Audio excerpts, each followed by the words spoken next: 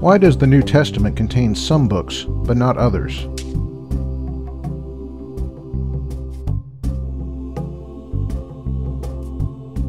There have been a variety of answers to this question, not all of them particularly good. The Council of Nicaea took all the books they had and threw them on a table. The ones that fell off the table didn't make it into the Canon.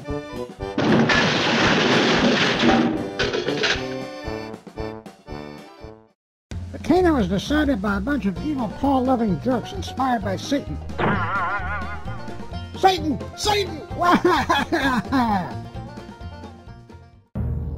The Canon! Oh yes, it was decided by the mystic forces of the Shambhala, very much so. Well, none of these is correct, of course, and in this series we'll have a look at the real history of the New Testament Canon. But first we need to lay some groundwork.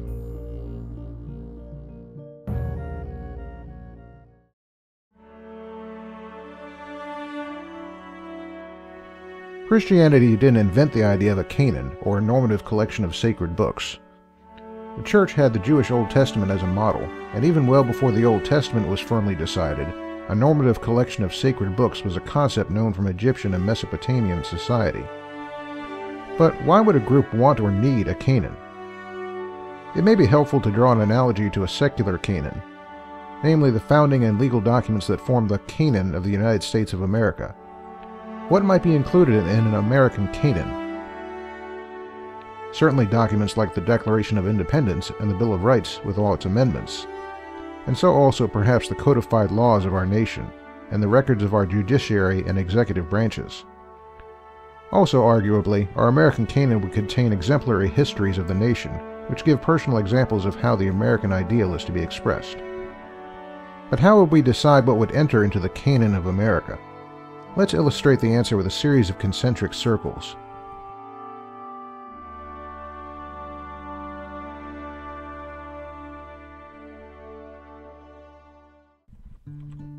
The first and most obvious delineation would be that we'd want things in the canon that related truth about the history and nature of America.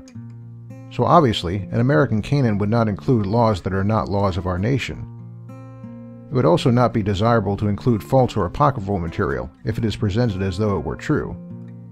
The classic yet apocryphal tale of Washington hewing down a cherry tree would be excluded if it were reported as history. But perhaps if it were presented as an edifying fiction, it could enter the canon on that basis. Truth is an obvious criterion for a canon, but a fact like 2 + 2 = 4, while obviously true, would have no place in an American canon. So we have to draw another smaller circle.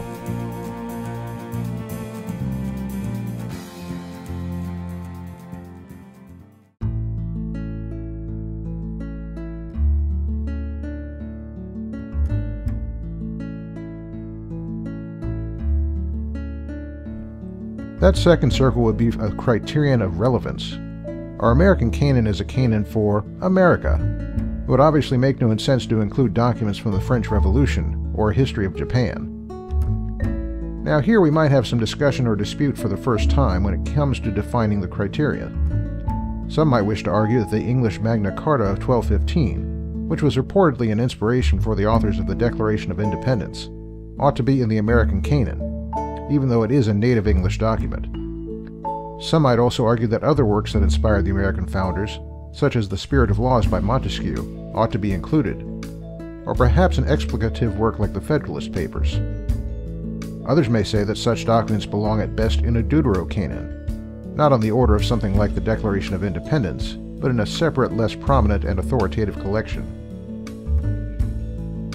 Relevance is an obvious necessity for defining a canon, but it can also be slippery and difficult to define.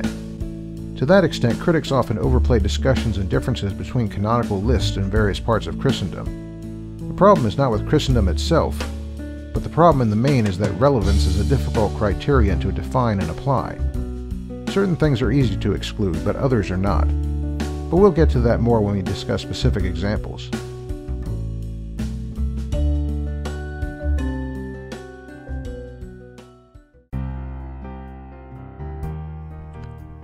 Finally, an even smaller circle is needed, one with a more objective approach.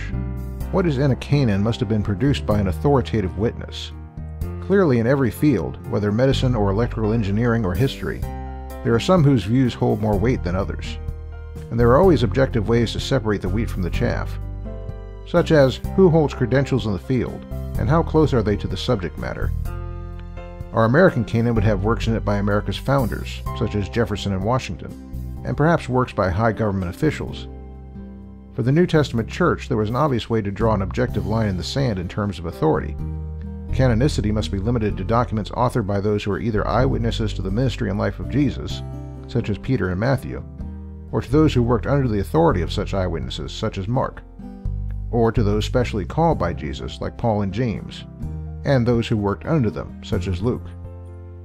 That this criterion is able to be successfully implemented and works well as a defining factor is shown in that even heretical groups agreed to it, appending the names of such people as Thomas and Mary to their own works. Beyond this, there would be little reason for anyone to object to the content of our American canon. While some persons may feel slighted by the exclusion of some personally favored document, even based on objective criteria, they will need far more than personal preference to force the issue.